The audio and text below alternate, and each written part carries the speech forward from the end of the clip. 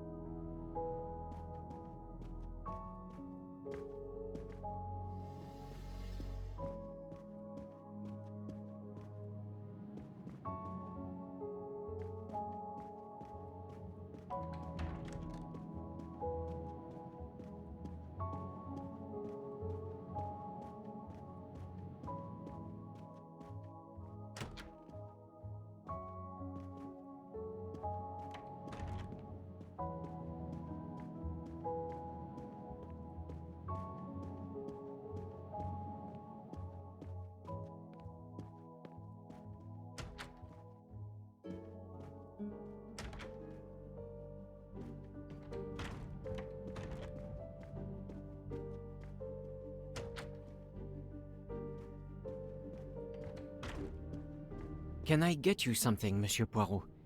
Everyone is so tense. An aperitif soon, Monsieur Fauchet, with pleasure, when the matter is resolved.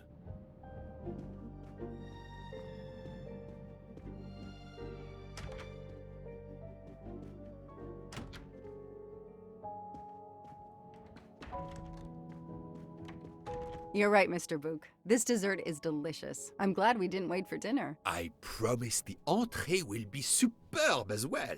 Detective Locke, you are recovering well, I see. Yes. I should be helping with the investigation. Do you know who drugged me? It is early yet for conclusions. When I return, then we shall see. Do not worry, Poirot. She is in good hands. Hotaru, Freya, and yours truly are looking after her.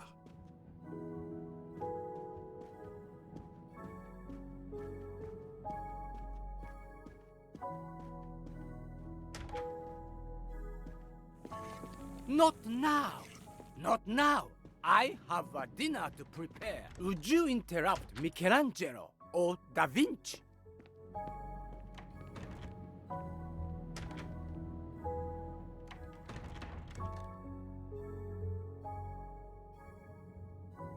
Good evening, Michel. Am I bothering you? You seem stressed. With everything that's going on, I must admit, it's difficult to be relaxed. Of course, I understand.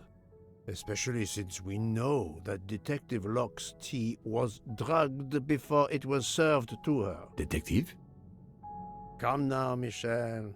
Surely you would have taken the opportunity to search her things and found her badge. Luckily, she woke up and was finally able to tell us her story. Hotaru boiled the water, Jean made the tea. I just brought it. Sir, it could have been any of the staff. Your defense is to accuse others?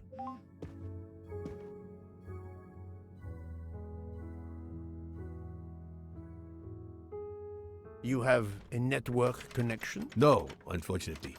It's just an automatic reminder to pay my rent. I always forget, and my landlord complains. Pierre Michel had to be involved in the murder. The drugged tea, his post at the end of the hall, and now I know why I know more than one of those people on the screen.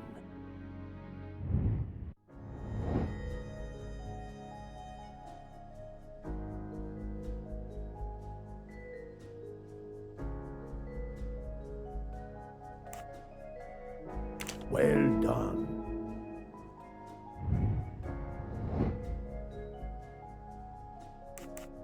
Fantastic.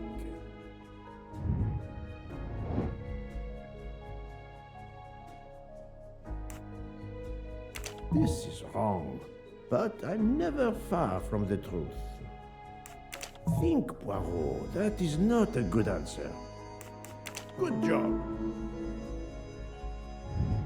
That was easy. You are the father of Suzanne Moreau, Daisy Armstrong's nanny. My condolences on the death of your wife. What? But my wife... Enough lies. Suzanne does not bear your name? No. Suzanne's mother and I were divorced. Suzanne kept her mother's name. My most sincere condolences, Monsieur Michel, on the deaths of Suzanne and your wife. This job, I loved them, but I was never there for them. Then, a year after the divorce, Solange became ill. Suzanne took her to this special hospital in the US. Got that job as Daisy's nanny. I understand your pain, and the reason that led you to drug Detective Locke. We really can't hide anything from you, can we? Many have been foolish enough to try and keep the truth from Hercule Poirot. Yes, I admit, I drugged the tea. But it was only to keep her quiet, until I could... But she reacted so much to the sleeping pills. She was lucky, as are you, that she didn't die. To be frank, there is one more thing that puzzled me, but I think I understand now.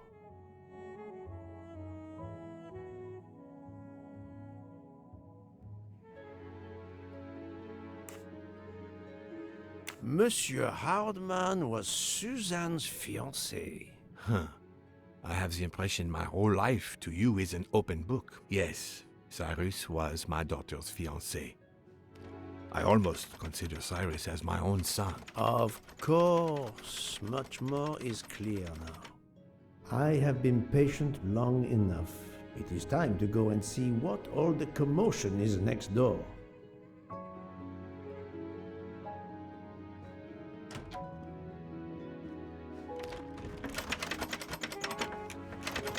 Monsieur Hardman, excellent. The gods who watch over detectives must have trapped you here. Why didn't they watch over me? I'm a detective too. I was talking to Michelle about a leaky faucet, and I wanted to go out, but you showed up. No need to invent some preposterous story. But really, Michel has told me everything. You are the fiancé of Suzanne Moreau, his daughter. Oh. I see. Surely this is not a big surprise to you. No. Suzanne was the only woman I ever loved. And I failed her. We got into a spat. It was nothing, but I was too proud to apologize. We weren't speaking at all. Suzanne never really cared for that guy Noah. She would have forgiven me. If only... If only... If only. A common refrain between lovers who quarrel. Obviously, Pierre Michel and Fräulein Schmidt both drugged Detective Locke's tea, causing the overdose. No wonder she had so much trouble waking up. Time to report my findings to her and Book.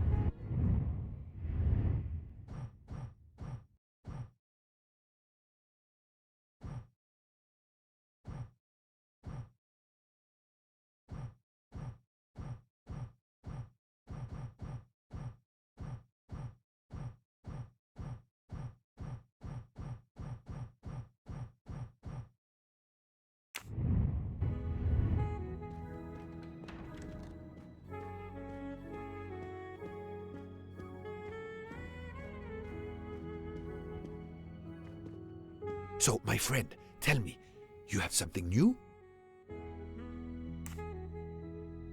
I have uncovered multiple connections with the Armstrong case. Pierre Michel is the father of Suzanne Moreau, little Daisy's nanny, and Monsieur Hardman was Suzanne's fiancé. As for Hildegard Schmidt, she was the cook of the Armstrong family. What a coincidence, don't you think? But it's incredible!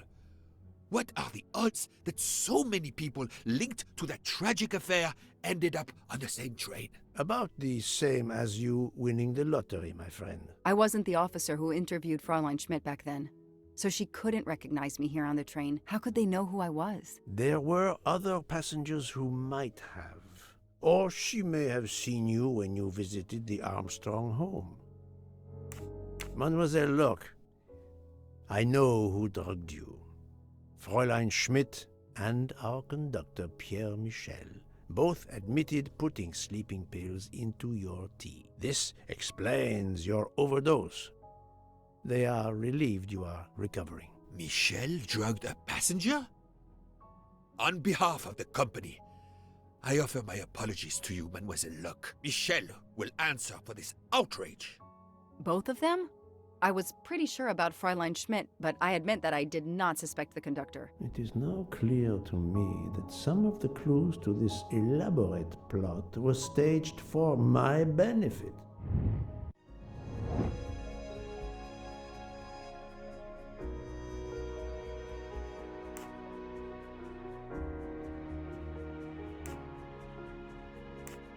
No, not good.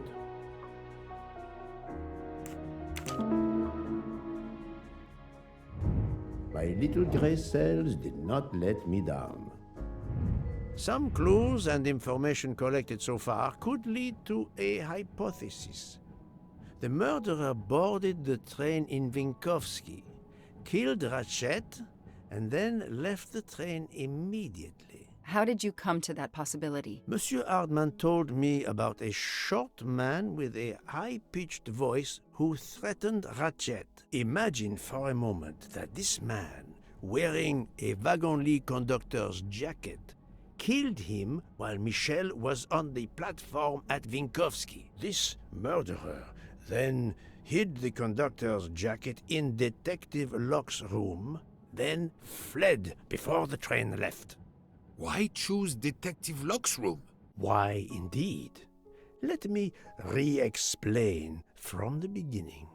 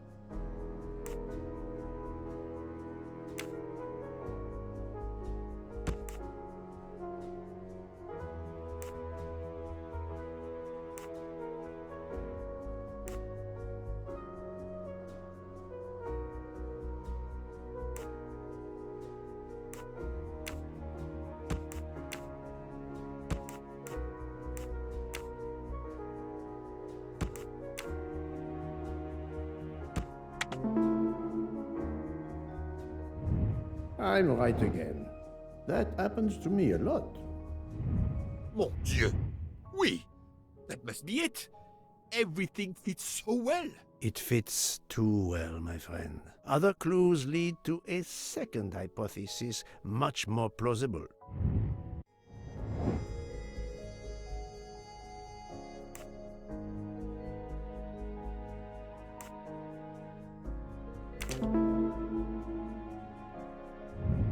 Et voilà.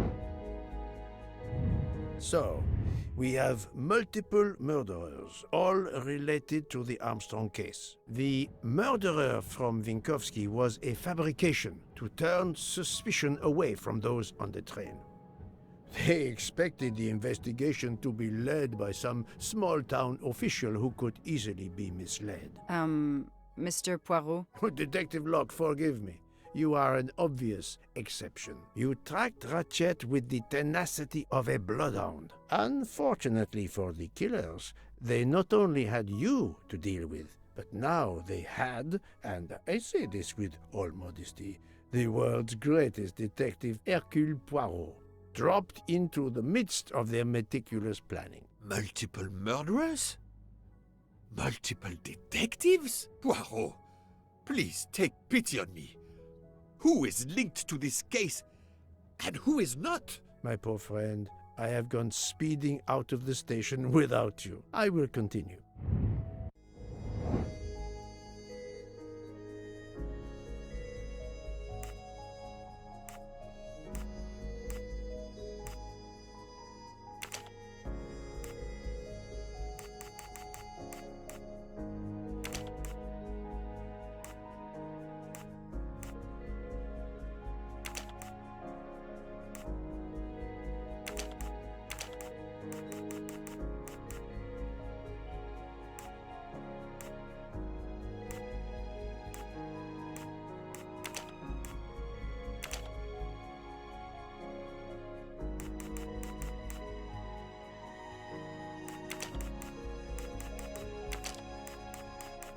This is wrong, but I'm never far from the truth.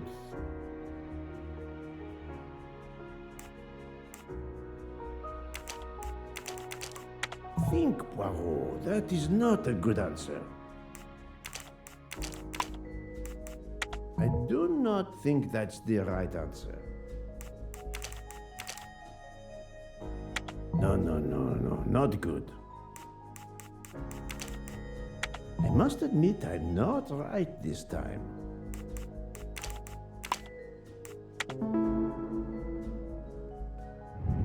Et voilà.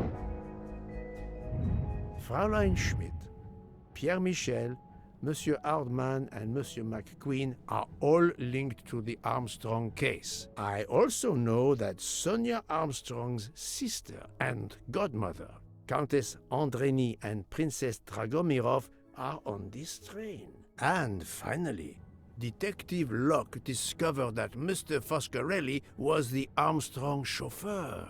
If we add Detective Luck and Ratchet, of the 12 passengers in that coach, 9 have a connection with the Armstrong case. What next, Poirot? Or should I say, who next? It is time to summon everyone. Everyone? Even Dr. Constantine? The train crew other than Michel? Dr. Constantine, yes. I will need him.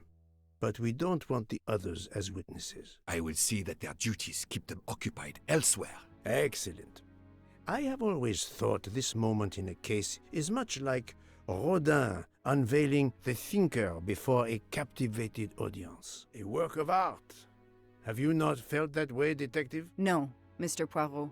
I'm happy just to slap the cuffs on him. Well, there is some artistry in that as well, I suppose. Where would you like the unveiling, Poirot? The lounge? Perfect. Then I will gather all the passengers in the lounge.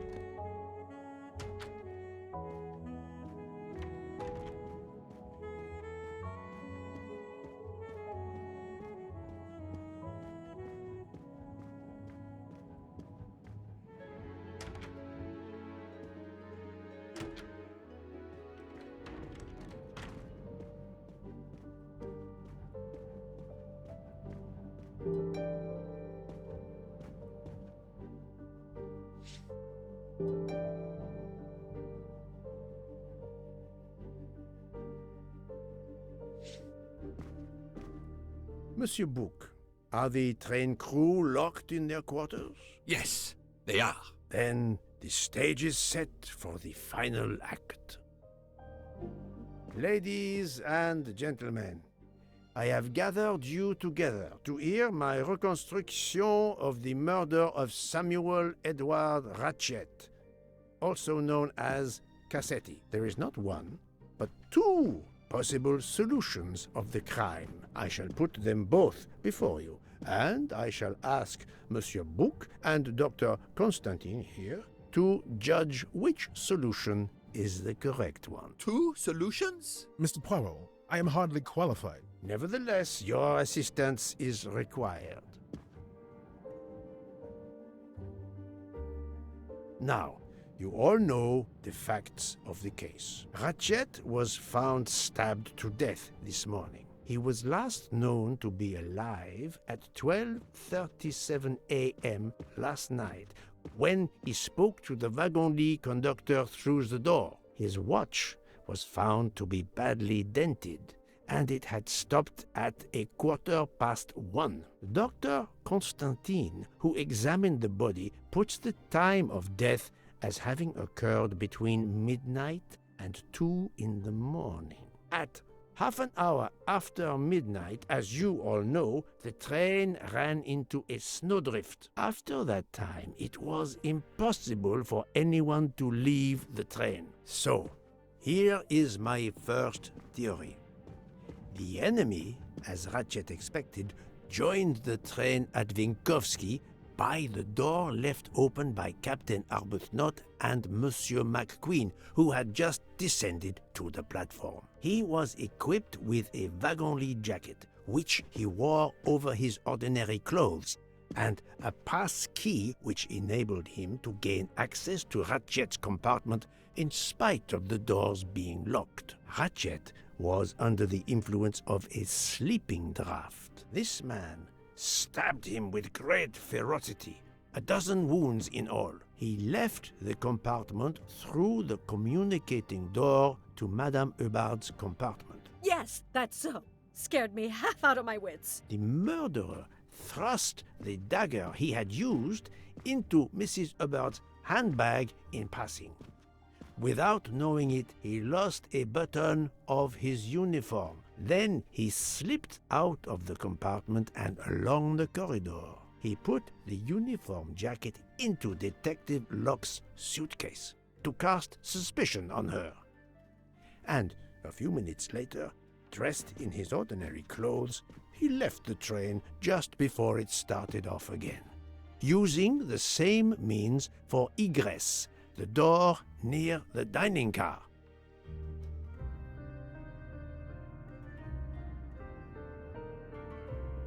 That is the first hypothesis. But there's a second. For that, we must examine the motive for the crime. Why was Ratchet killed? The motive is clear. Revenge, of course. Nothing was stolen, and we know that Ratchet had made many enemies. This was a premeditated crime, meticulously planned.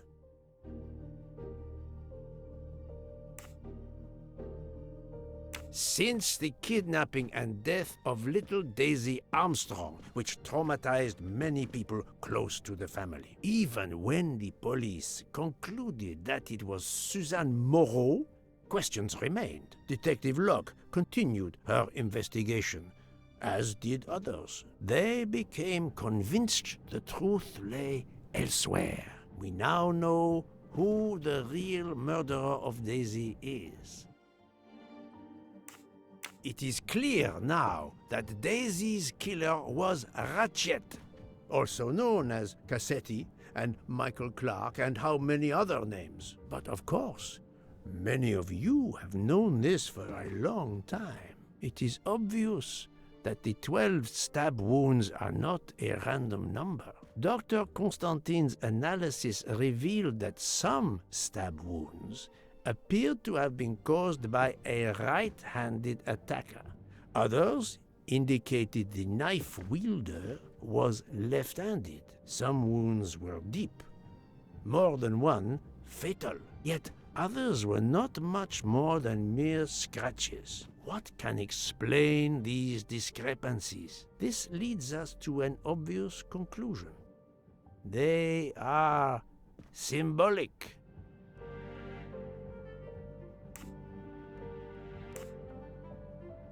"12 stabs. 12!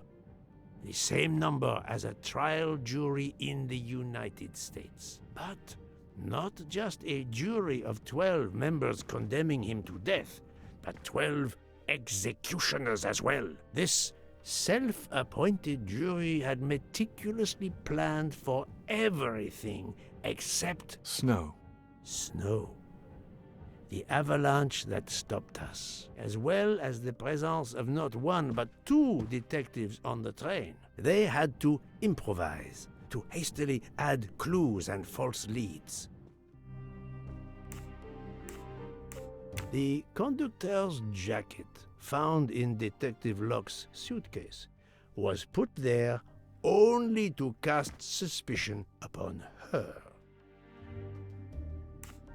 The vial of vaping liquid incriminated Captain Arbuthnot. However, he had a solid alibi confirmed by Monsieur McQueen. Impossible then to suspect him. The time on Ratchet's broken watch was deliberately set to conceal the true time of the crime. This woman in a red kimono does not exist. I don't know which of the passengers it was. It does not really matter. It was just a performance, a charade to introduce another possible culprit to muddy the waters. All these false leads were intended for me. But I am Poirot. I understood the truth. We have a train full of suspects. It's time to identify who the real culprits are. Let's start with Detective Locke.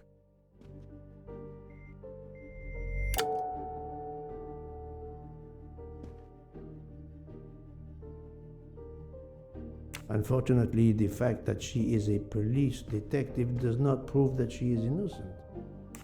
Planting the conductor's jacket in her suitcase was an attempt to implicate Detective Locke, but she couldn't fake her drugged condition.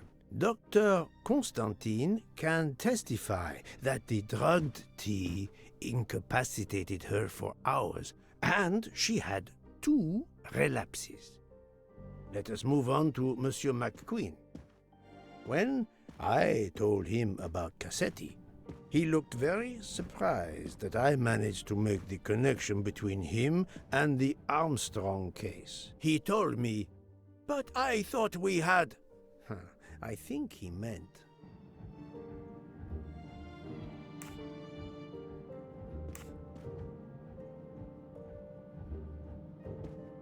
You thought you didn't leave any real clues linking the murder to the Armstrong kidnapping. Moreover, you insisted that Ratchet did not speak French when you knew I had heard a voice calling out in French that was supposed to be Ratchet.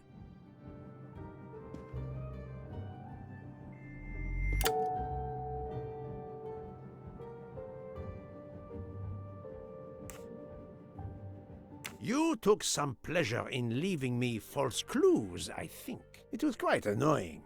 But you told me yourself that your father was the district attorney who handled the Armstrong case. The case haunted my father. At first, he believed Suzanne Moreau had helped her boyfriend, Noah, to kidnap Daisy, even though there were questions that went unanswered, and a young policewoman refused to let it go, continuing to find discrepancies, but never enough to reopen the official investigation. That policewoman sits there.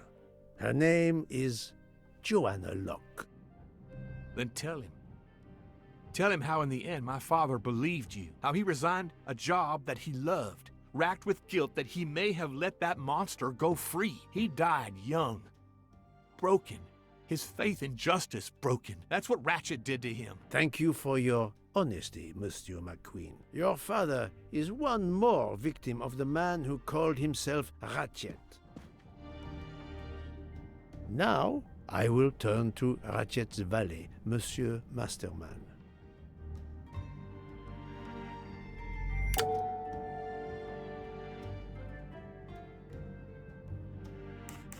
Ratchet sensed danger close to him and naturally wanted to stay awake. You gave him sleeping pills without his knowledge. Once he was sound asleep, you could do what you had to do in peace. Sir, I'll tell you the truth.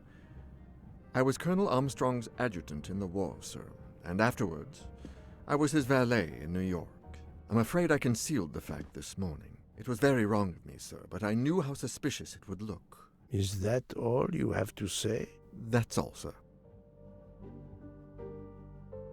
Now, to leave no suspicious stone unturned, let us move on to Monsieur Book. What? Me? A suspicious stone? Come now, Poirot. Book will have a heart attack if you're not careful.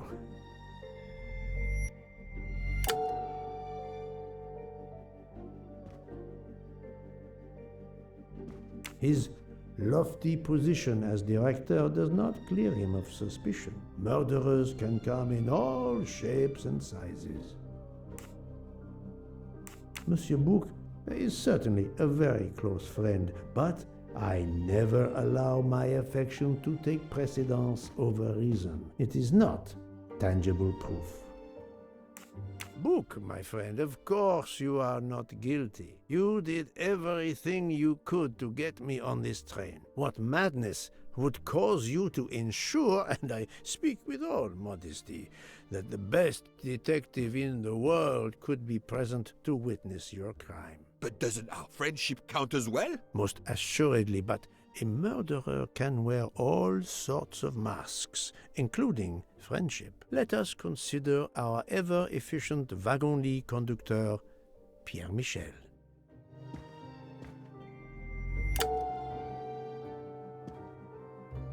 Your admission that you drugged Detective Locke immediately incriminates you, but the murder could not have been possible without your very capable assistance. Your knowledge of train procedures made the murder possible, and your position in the corridor of the train allowed you to be the perfect alibi for several passengers. And your motive? Suzanne Moreau, Daisy Armstrong's poor nanny, who was wrongly accused and committed suicide, was your daughter. C'est enfoiré. He got what he deserved. My poor daughter has finally been avenged. My Suzanne. My child. Let's move on now to Monsieur Hardman, one of 3 detectives on this train.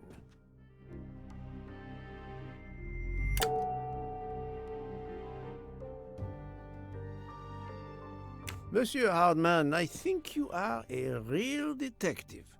But you were never hired by Ratchet. Your alibi was that you were watching the corridor to protect Ratchet, which, of course, you never did. You protected Pierre Michel.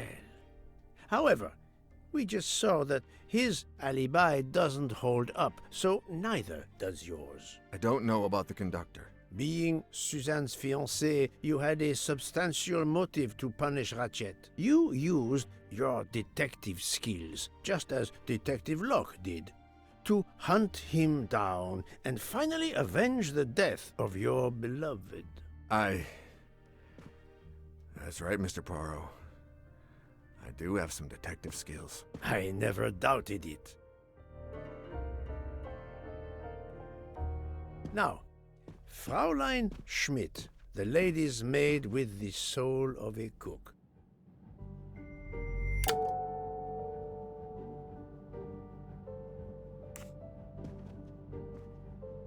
Fraulein Schmidt, you told me of your remorse for drugging Detective Locke. I believe you are sincere.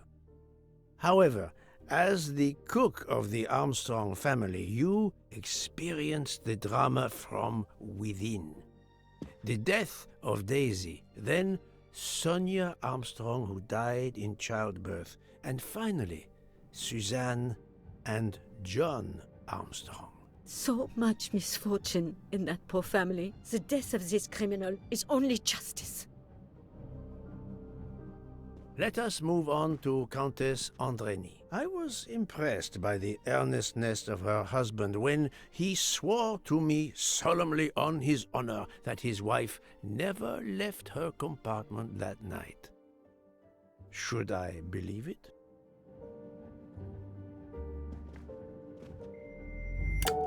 Even if it seems logical, it's more complicated than that. I believe Countess Andreni.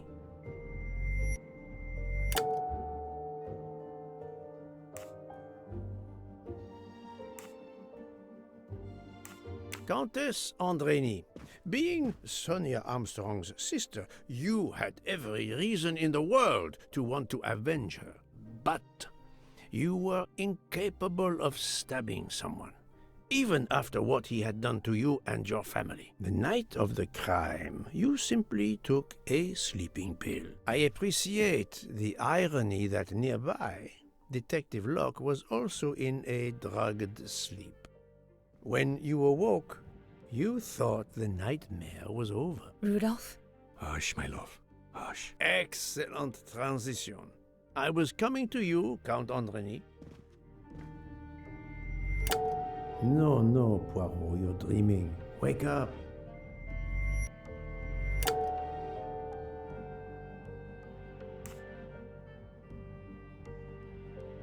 "12 people, a jury. This was very important to all of you. If Countess Andreni did not stab Ratchet, someone had to take her place. And you, Count, the beloved husband. I've seen how fiercely you love and protect your wife." Enough! I would do anything for Helena. Anything. Even that. Yes, even that. Let's move on to Monsieur Foscarelli.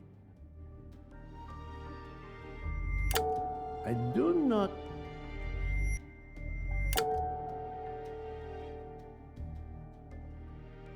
Detective Locke found out that you were the Armstrong chauffeur, and that you planned to travel on the same train at the same time as Ratchet. That is what made her decide to obtain a ticket as well. Unfortunately, she could not prevent the murder. Have you lost your tongue, Mr. Foscarelli? Oh, Daisy. She was the delight of the house. Tonio, she called me. And she would sit in the car and pretend to drive me. And you, Mademoiselle Olson, a champion for the immigrants, a worthy calling.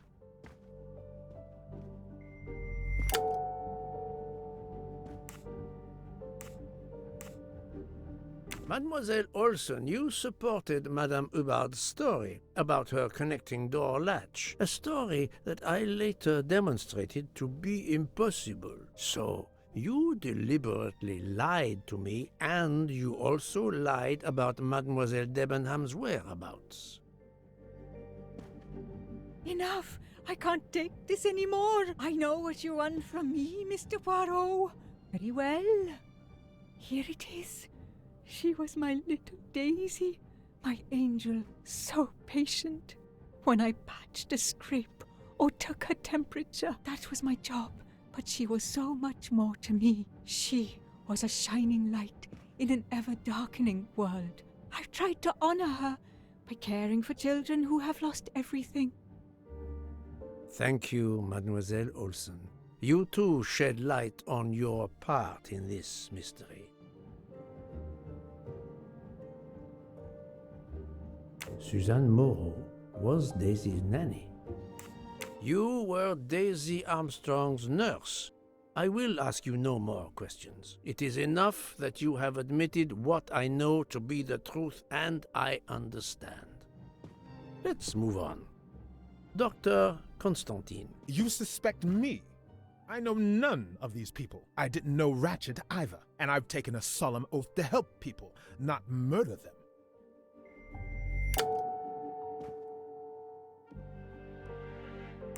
Dr. Constantine was certainly helpful to my investigation, but that does not prove he is innocent. You are one of the few people in this room not to have any connection with the Armstrong case. Moreover, your alibi is confirmed by Monsieur Bouc, whom I would trust with my life. That is very kindly said, my friend. We now come to Mademoiselle Debenham and Captain Arbuthnot, whose relationship was not in doubt from the moment I inspected your room at the hotel. You have a bloody nerve. Indeed, I do. We're getting married. Congratulations. But I would rather talk about your relationship to John Armstrong.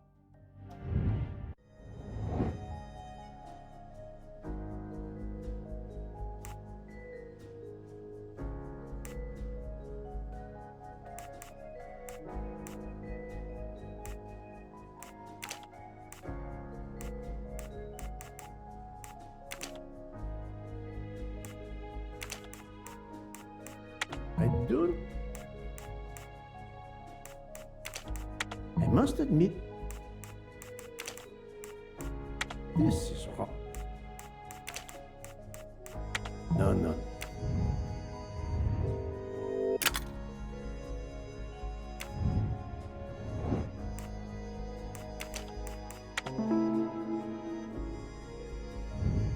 That was easy.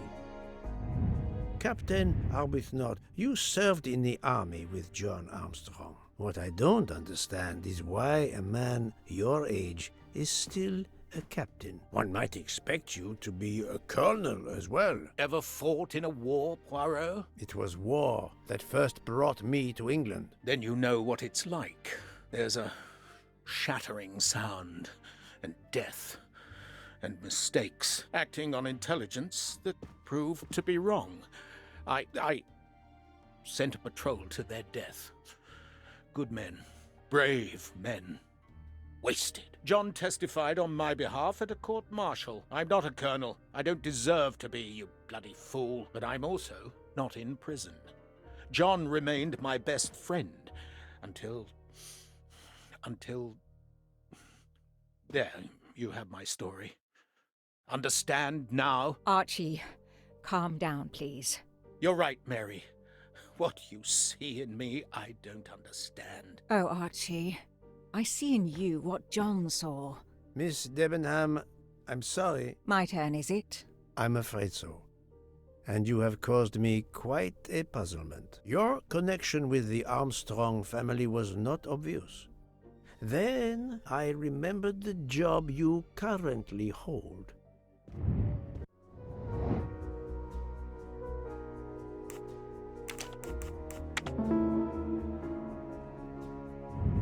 My little gray cells did not let me down. You were the teacher of... No, she was the teacher of Countess Andrény. You were the teacher of Helena Andrény, whose maiden name was Helena Goldenberg before she married Count Andrény. Yes, absolutely. Why lie to you? She was an excellent student. Captain Arbuthnot.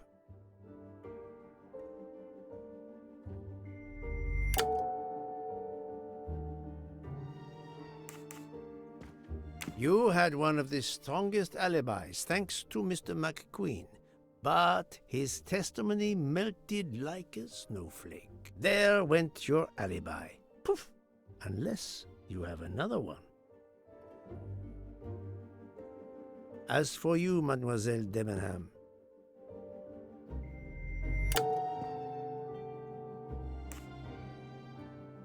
Mademoiselle Olsen was the only one who could confirm your alibi. I think you know where you stand. Very good, Mr. Poirot.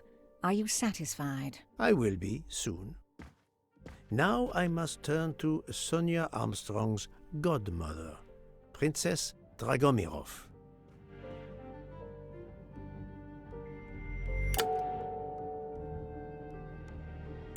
Her assistant is one of the accomplices, but I cannot use this fact to accuse her. Princess Dragomirov, you weren't on my list of suspects at the start, given your social position. I left my social position in a cold country. Do you object to being addressed as princess? I deny people the opportunity. It makes a good story to tell their friends. It also guarantees a good table in the best restaurants. Princess, there is also, forgive me, your extreme physical fragility. It does not stop me when I must be strong. Indeed. Of more importance, though, is the fact that you're the only left-handed person on the train. And the single blow to Ratchet from a left-handed person was very, forgive me, weak. Finally, I'm afraid I know the alibi that you shared with Fraulein Schmidt is false. You have been very thorough, sir. I hope you will permit me to say we are much alike. I am honored. Now it is time to end with Mrs. Hubbard, or should I say... Think, Poirot. Linda Arden. If Princess Dragomirov hadn't told me about her relationship with this famous actress, I might not have made the connection. But you are a great actress, madame. Your performance as a flighty, self-involved woman was superb.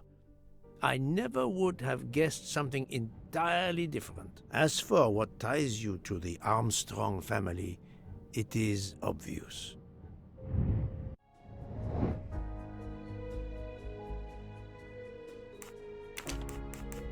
No.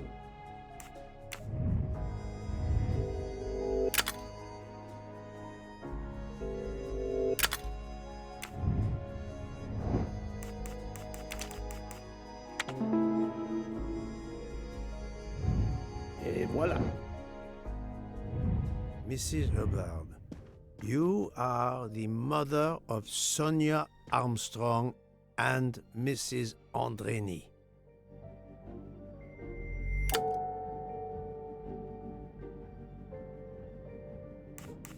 Madame Hubbard, you really are a remarkable actress. You put so much effort into your character and into staging the murder. I saw it as a perfect mosaic, each person playing his or her allotted part. So carefully arranged that if suspicion should fall on any one person, the evidence of one or more of the others would clear the accused person and confuse the issue. Everything was meticulously planned. But you hadn't expected that Detective Locke and I would be on this train, and the avalanche would block it on the night of the murder. You had to improvise. But again, improvisation would be another of your skills as an actress. So you came up with the story that the latch on the door that communicated with Ratchet's compartment was hidden by the handbag. I always fancied myself in comedy parts. That slip about the sponge bag was silly. Shows you should always rehearse properly. You know all about it, Mr. Poirot. You're a very wonderful man, but even you can't quite imagine what it was like. That awful day. I was just crazy with grief.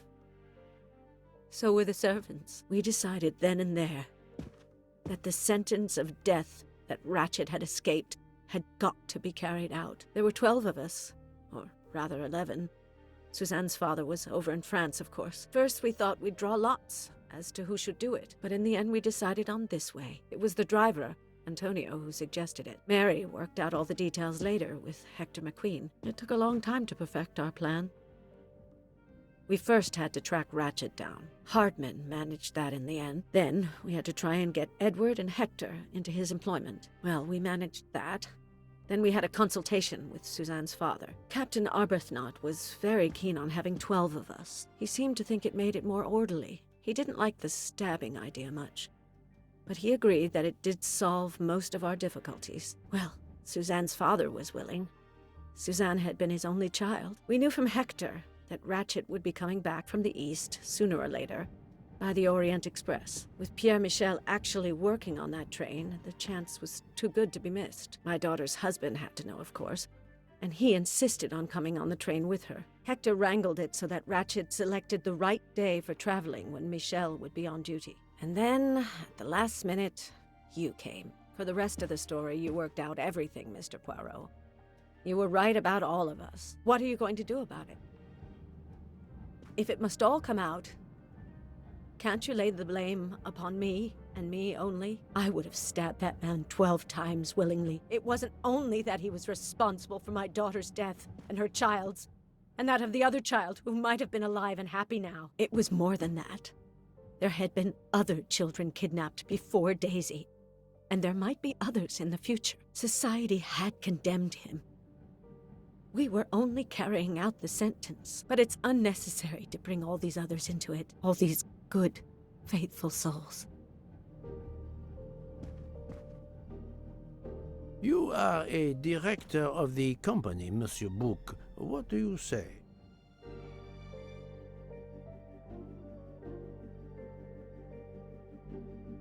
In my opinion, Poirot, the first theory you put forward was the correct one. Decidedly so. I suggest that is the solution we offer to the police. You agree, Doctor? Certainly, I agree. As regards the medical evidence, I think that I made one or two fantastic suggestions. Then, having placed my solution before you, I have the honor to retire from the case.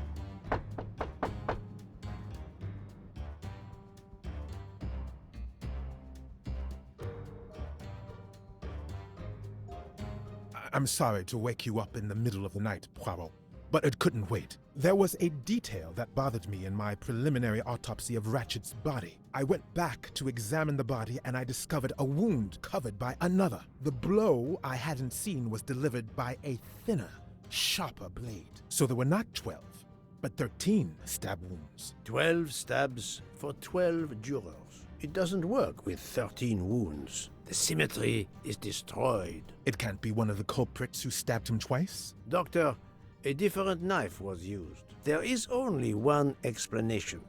Somehow, some way, there is a 13th murderer on this train. We must tell Bouc. The case is not solved.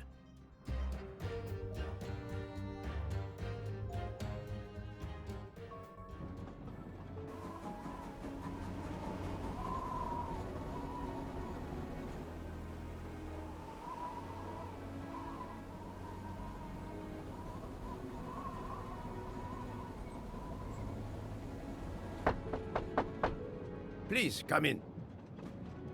Ah, Bouc. I see we are moving at last. Yes. The way was finally cleared while we slept. If all goes well, we will arrive in Venice this evening. The train will be there for several hours for refueling and reprovisioning. What do we do with the 13th murderer? Do you have a lead? I thought about it.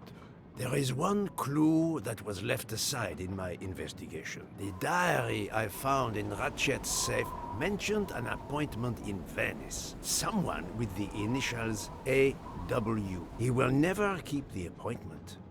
But there should be enough time. I must try to keep that appointment for him.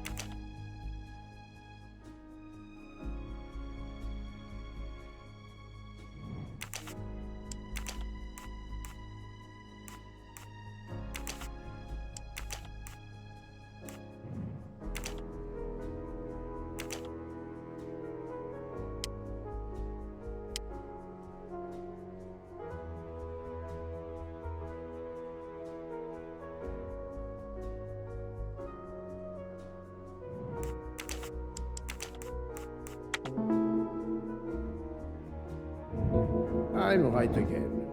That happens to me a lot.